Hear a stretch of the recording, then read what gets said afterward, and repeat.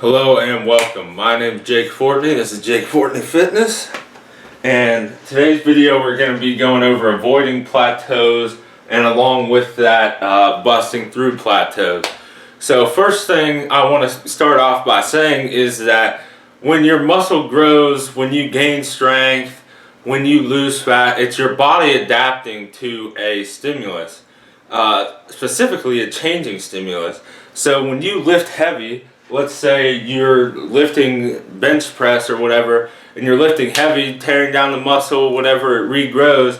If you keep doing the same thing over and over again, if you keep doing sets of 135, let's say 3 sets of 10 every Monday on chest day, then if you keep staying at this weight and you never increase it, you're never going to get any stronger or any bigger for that matter, at least in the chest range, unless you're doing something with another exercise, that is. So many people have problems with plateaus simply because they're doing the same exact thing over and over again. A good example of this would be, let's say someone wants to lose weight for the summer so they can get that nice six-pack showing, you know, everyone wants that. So they cut their maintenance calories in half. So now instead of getting 2,400 or whatever, now let's say they're getting 1,200 calories a day. So now the first 2 weeks, let's say they lost 10 pounds. The third week, they're noticing that they only lost like 1 or 2 pounds. And then the fourth week, they notice that their weight doesn't go down at all.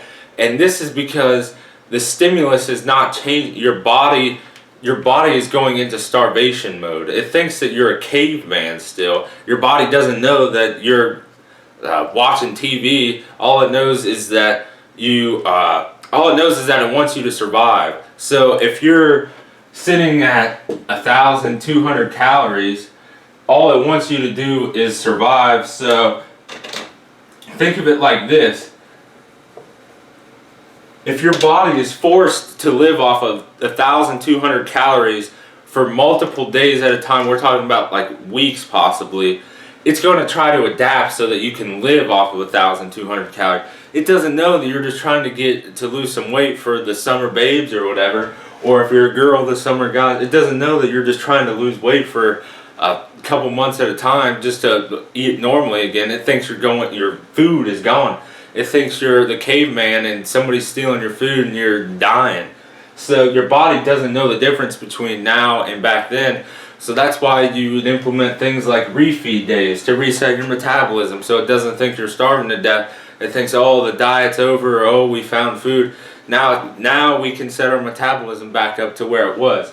So in regards to lifting and avoiding plateaus, one of the first things you can do is vary your time under tension. That's what TUT stands for, your time under tension. So let's say you're doing bench press and you're doing those 3 sets of 10 really fast, whatever. Your time under tension, let's say, is 30 seconds. To increase or vary your time under tension, next week, the week after that, let's say you do some negatives where you do like a nice little 10 count and then you do a slow push up. That would vary your time under tension to, let's say, a minute or a minute and a half.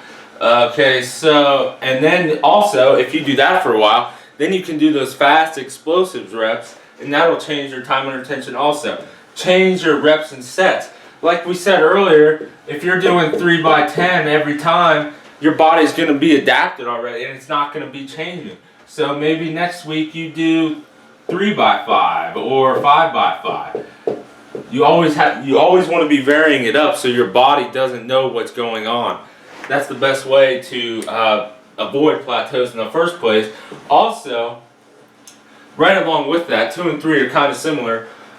Change your rest time. If you're always resting for 5 minutes, maybe do some giant sets or supersets where you're over here doing curls and then you go back over to the other side of the room and you start doing some tricep extension or something like that, and keep doing that. Or right along with that, giant sets, which is when you do like 4 or 5 lifts at the same time.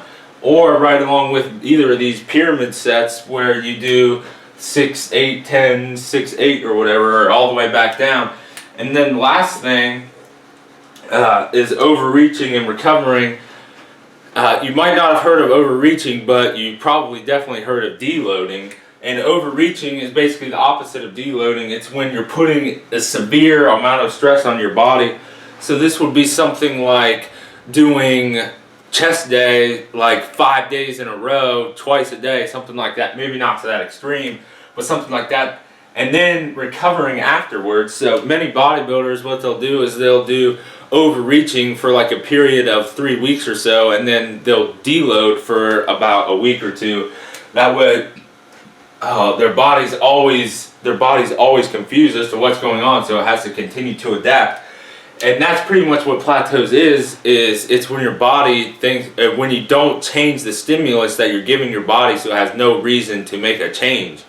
If you keep doing the same thing over and over again, your body's going to become so efficient at recognizing it that it's not going to have to change. So this has been Avoiding Plateaus or Busting Through Plateaus. My name is Jake Fortney. This is Jake Fortney.